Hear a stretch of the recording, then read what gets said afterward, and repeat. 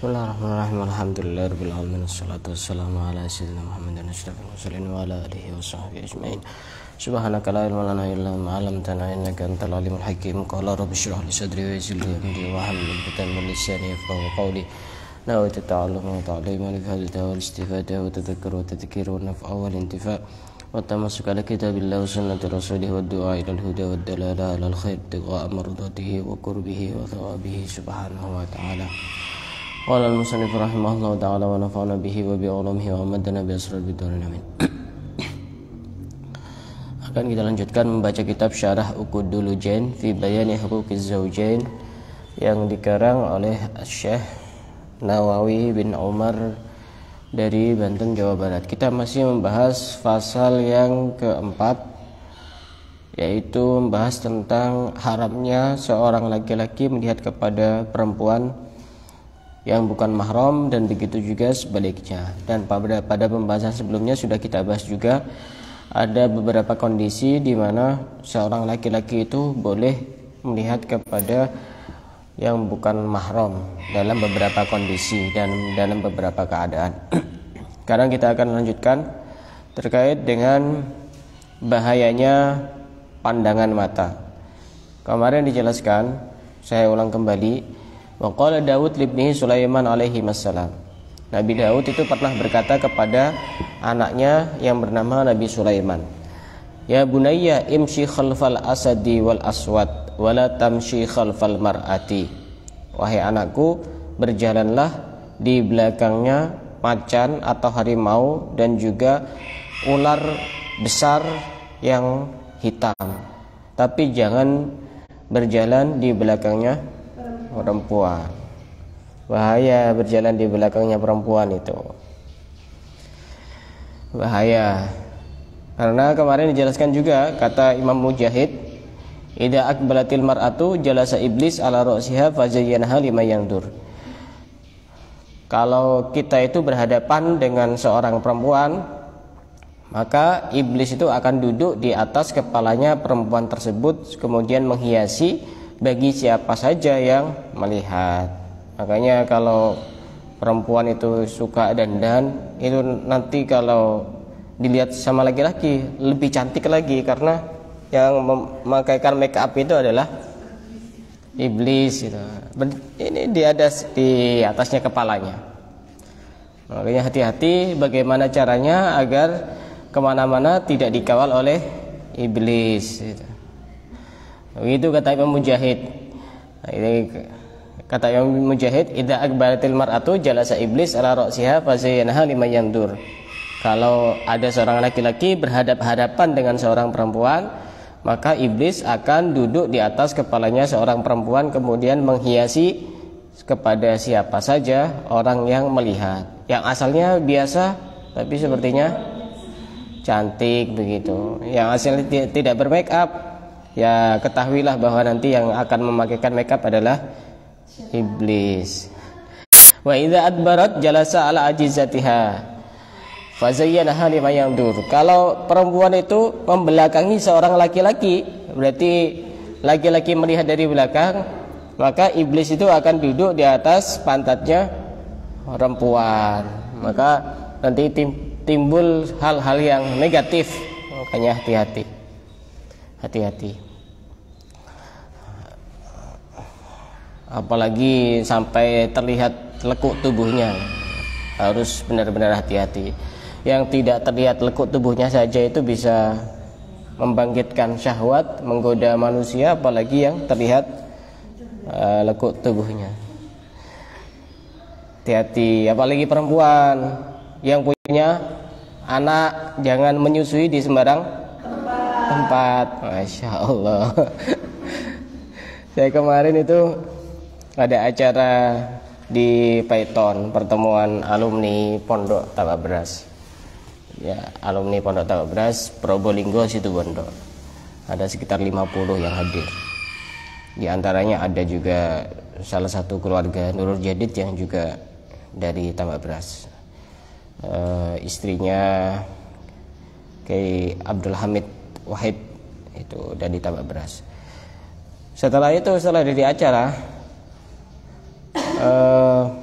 bukan kemarin, sebelumnya, setelah kita takziah ke daerah Paiton ke selatan sana, kita mampir di bakso di Paiton. Ada bakso prasmanan, namanya bakso Pandawa. Nah, itu lumayan enak itu. Pas kita lagi enak-enak makan, ada perempuan yang masih muda bawa anak kecil. Ya namanya kita kan tidak mungkin fokus ke bakso terus kan kalau makan. Kadang masih noleh ke kanan, noleh ke kiri. Pas ada perempuan yang menyusui di tempat-tempat yang tidak semestinya digunakan untuk menyusui. Seperti itu sudah jelas aurat itu. Siapa yang mengatakan? Coba cari di 4 madhab. Kira-kira itu termasuk aurat atau bukan? Mau dia itu masih muda, mau sudah tua, ya sama saja. Termasuk aurat itu. Namanya aurat mughalladah itu. Ya tapi karena tidak sengaja. Tapi kalau diteruskan itu yang dosa. Wakila li Yahya. Pernah dikatakan kepada Nabi Yahya. Nabi Yahya ini tidak condong sama sekali kepada perempuan. Nabi Yahya itu dikatakan oleh ulama itu kalau ada orang punya anak tapi sering mati, biasanya ada orang begitu. Anak mati, nanti kalau punya anak lagi sudah hamil, beri nama Yahya. Yahya itu artinya hidup. Pertama tabarukan dengan namanya Nabi Yahya. Yang kedua tabarukan agar anaknya hidup gitu. Kalau bisa dikasih nama Daud, Yahya, Sulaiman gitu. Atau Yahya, Isa, Zakaria.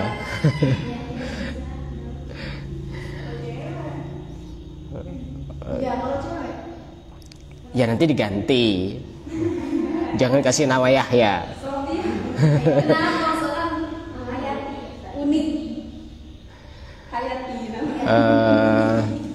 Ya kasih nama yang lain. Itu kan seandainya laki-laki.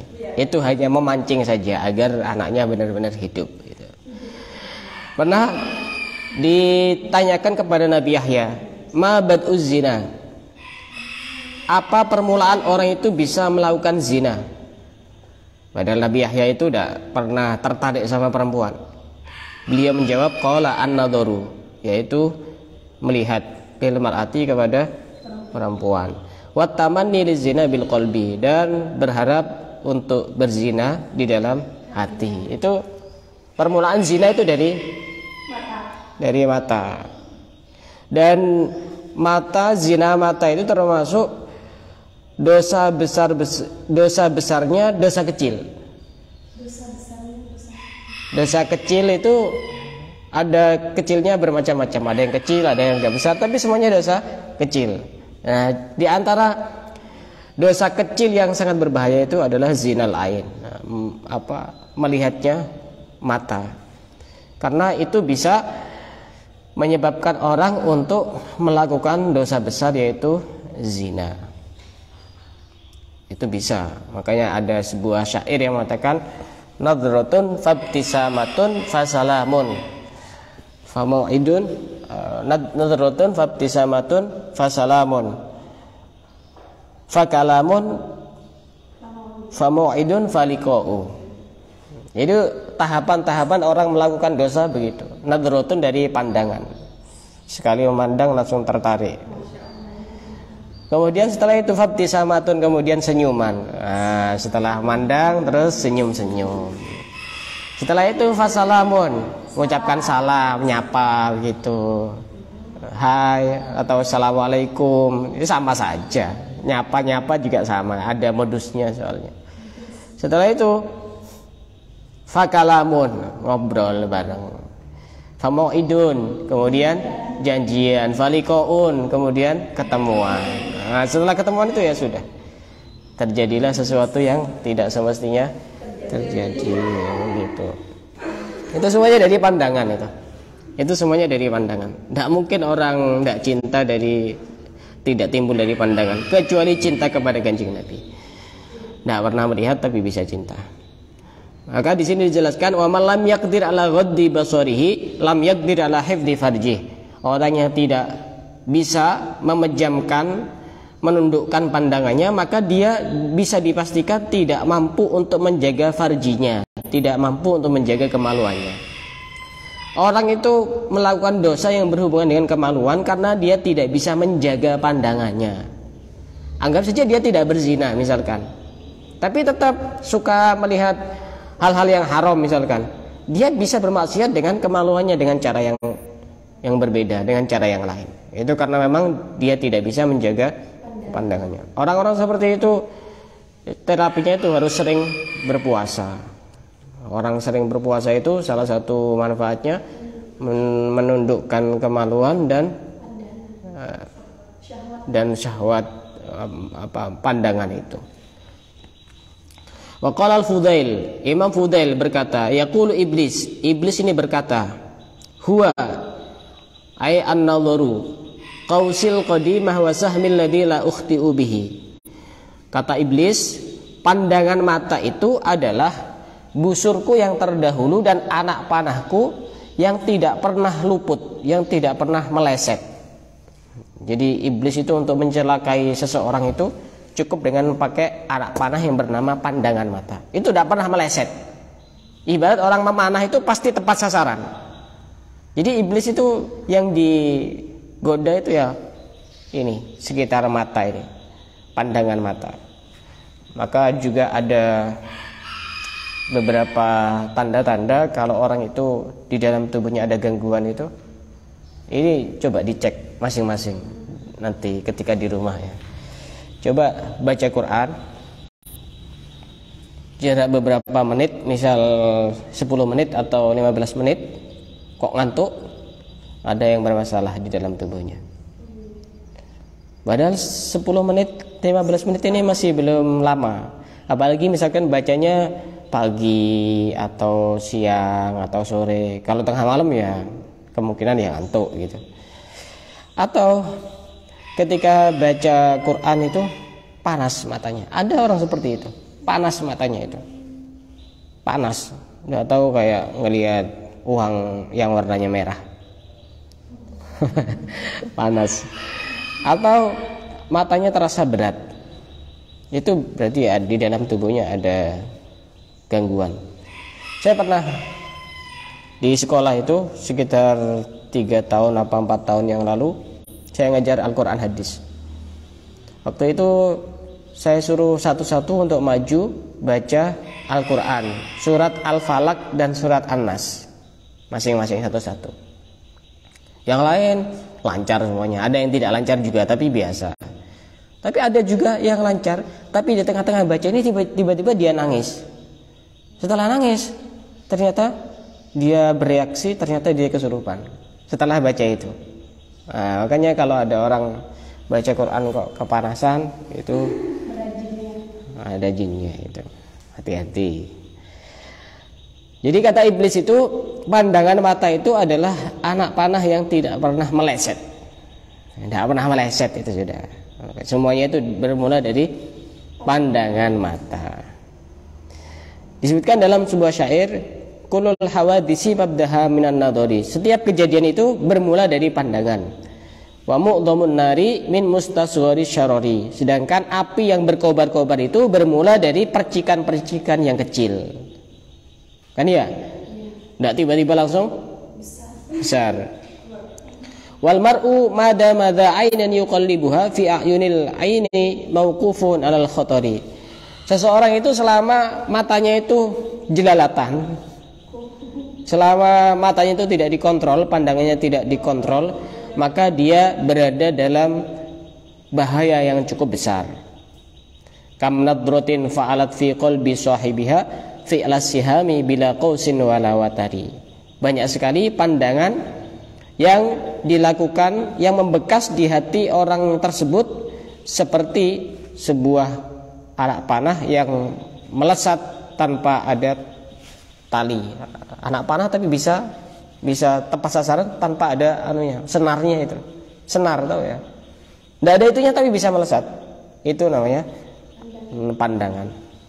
Yusirru nadiruhu ma dharra khatiruhu.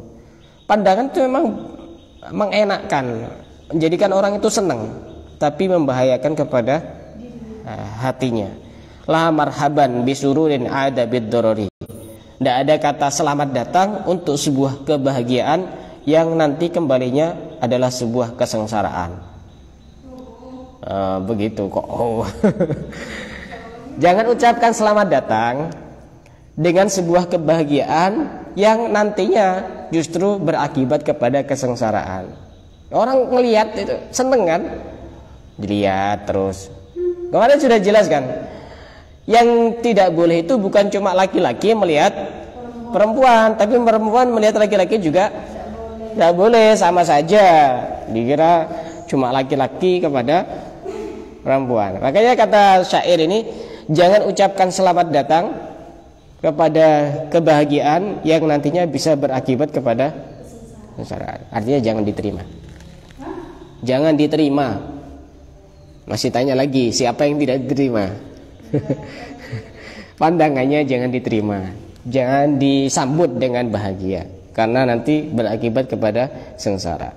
Wa qalat Ummu Salamah, berkata Ummu Salamah. Siapa Ummu Salamah?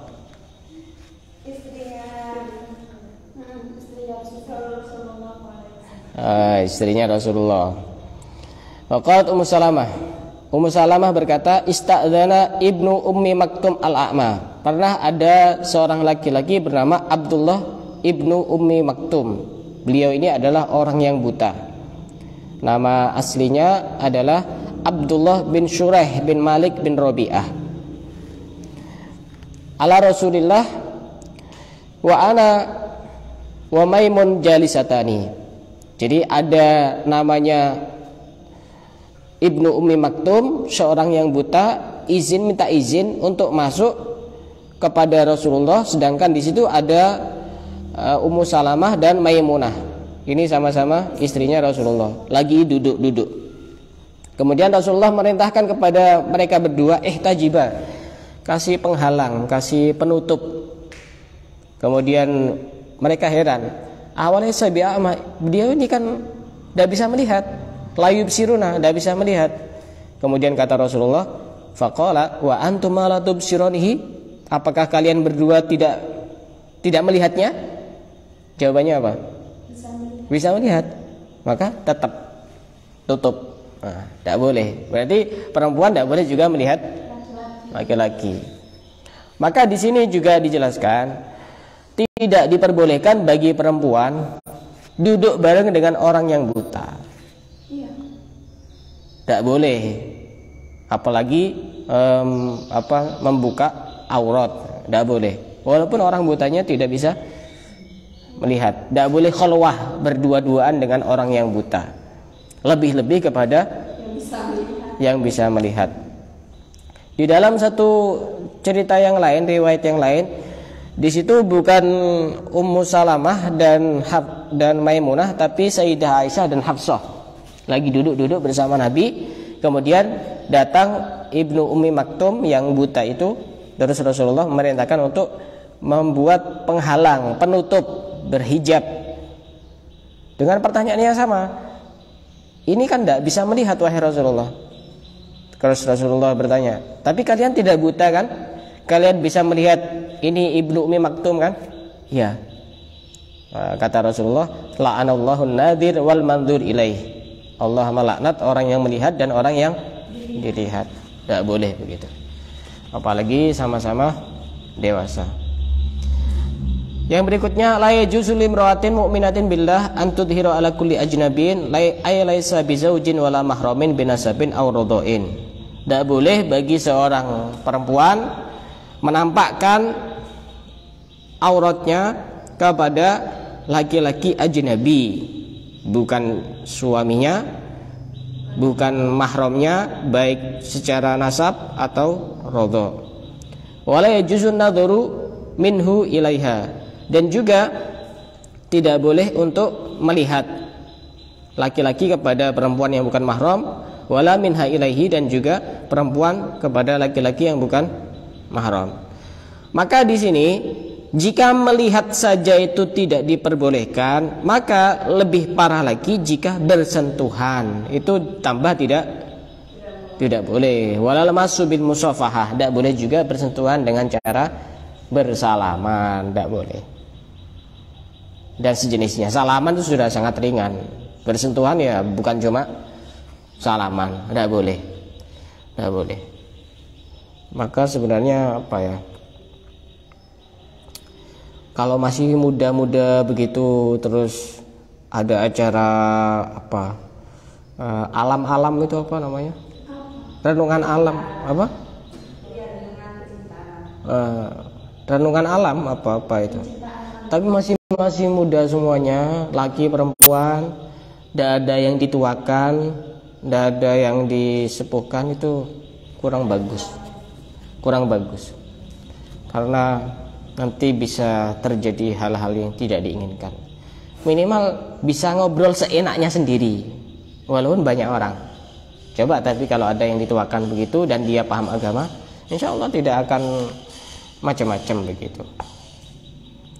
Maka di sini bersentuhan dengan lawan jenis yang bukan mahram tidak diperbolehkan. Melihat saja tidak diperbolehkan, apalagi sampai bersentuhan. Itu lebih parah lagi. Sama seperti mencium istrinya di bulan Ramadan, itu hukumnya apa? Haram jika bisa membangkitkan syahwat. Padahal istrinya sendiri itu ya, itu hukumnya haram, bisa membangkitkan syahwat dan bisa membatalkan puasa jika sampai keluar mani. Jadi mencium istrinya itu udah bukan hal yang membatalkan puasa, tapi catatannya jika sampai keluar mani. Di sini Rasulullah memperingatkan kepada kita semuanya bahwasanya dalam sebuah hadis, la ayyut'ana fi ra'si ahdikum bimikhyatin min hadidin khairun lahu min ayyamas samra'atan la tahillu lahu. Seandainya saja seseorang itu ditusuk pakai jarum yang terbuat dari besi yang sangat panas, itu jauh lebih bagus daripada dia itu menyentuh seorang perempuan yang tidak halal.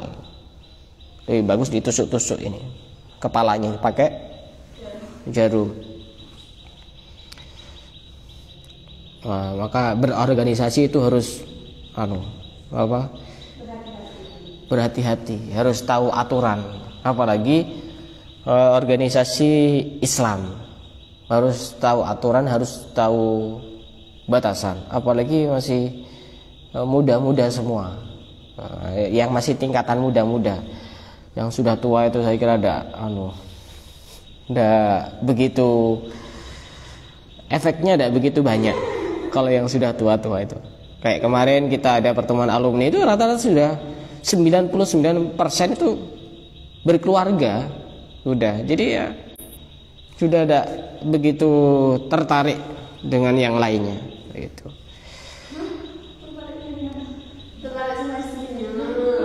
Iya, karena sudah dikawal oleh pengawalnya masing-masing gitu.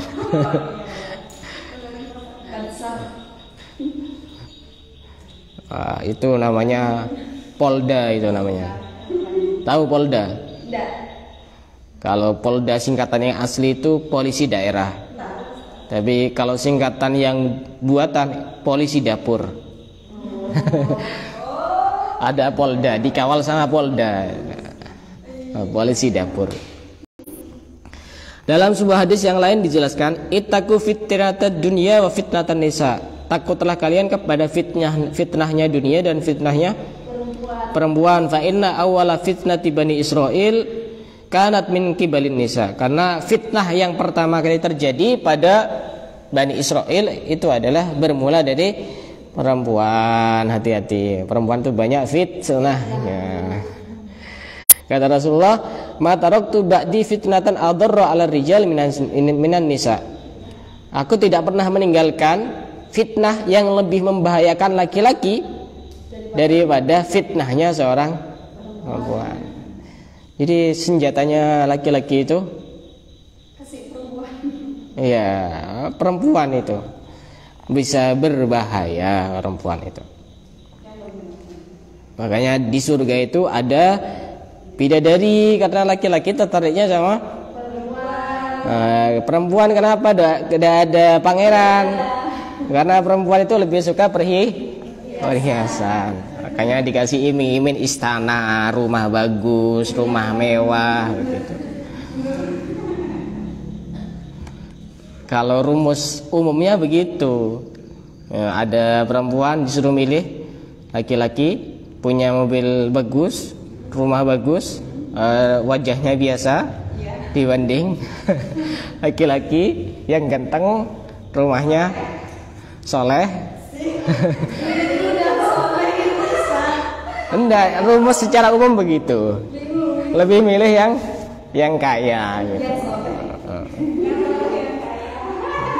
Alasannya, oh nanti saya yang mensolehkan dia gitu. Gayanya tok itu, padahal tidak bisa, sudah kandung kalap mata, sudah kandung banyak harta, lupa untuk mensolehkan suaminya. Akhirnya jadi sama-sama tidak soleh dan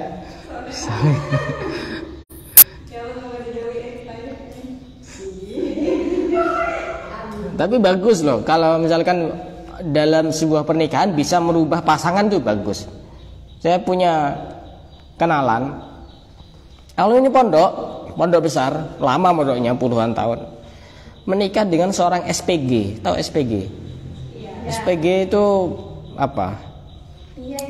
Bagian mempromosikan kayak mobil-mobil begitu. Itu kan otomatis pakaian tuh, iya, agar orang tertarik untuk membeli barangnya itu, mobilnya itu.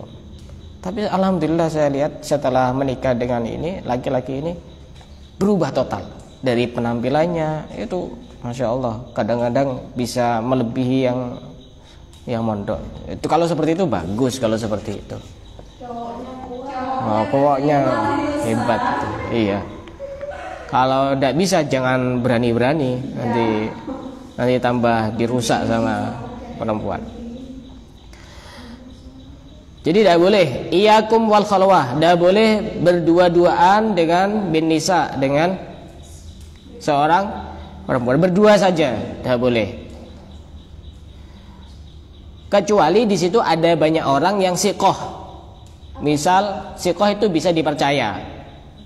Misal ada satu laki-laki, ada banyak perempuan, dan itu siqoh semua, bisa menjaga amanah. Itu masih diperbolehkan jika ada tujuan-tujuan yang baik.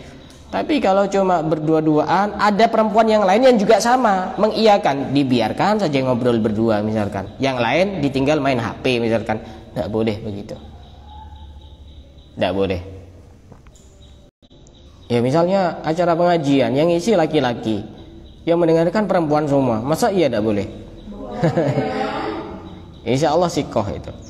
Walladzi nafsi biyadihi ma khala rajulun bimra'atin illa dakhala syaitanu bainahuma. Kalau ada laki-laki berduaan dengan perempuan, berdua-dua saja, maka setan akan masuk di antara keduanya itu dan membisiki hal-hal yang tidak baik.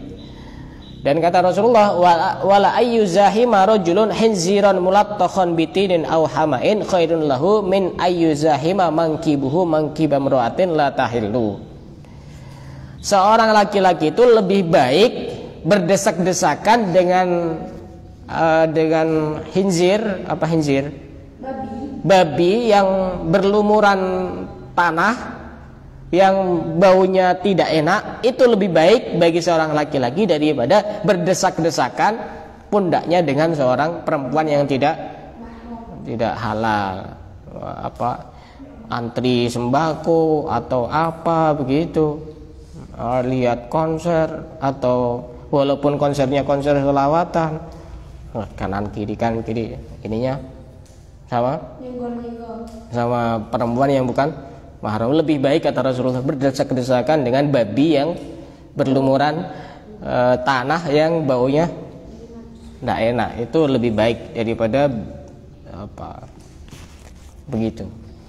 Padahal itu cuma senggolan pundak itu tidak diperbolehkan. Kata Rasulullah dalam sebuah hadis yang lain, an-nisa'u habailu syaitan. Perempuan itu adalah tali-tali setan, perangkap-perangkap setan. Maka jangan jadi perangkapnya setan.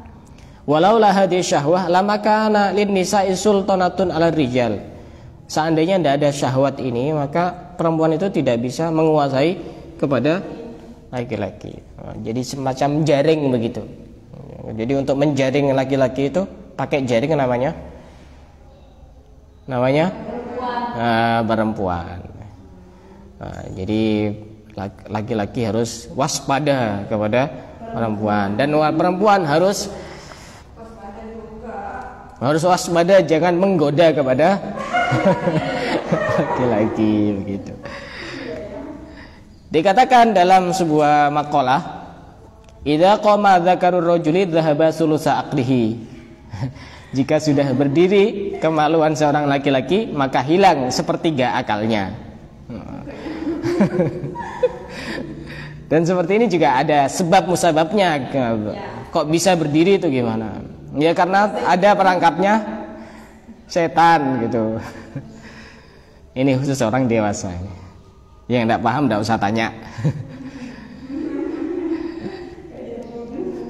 Nah, kalau tidak paham pura-pura tidak paham.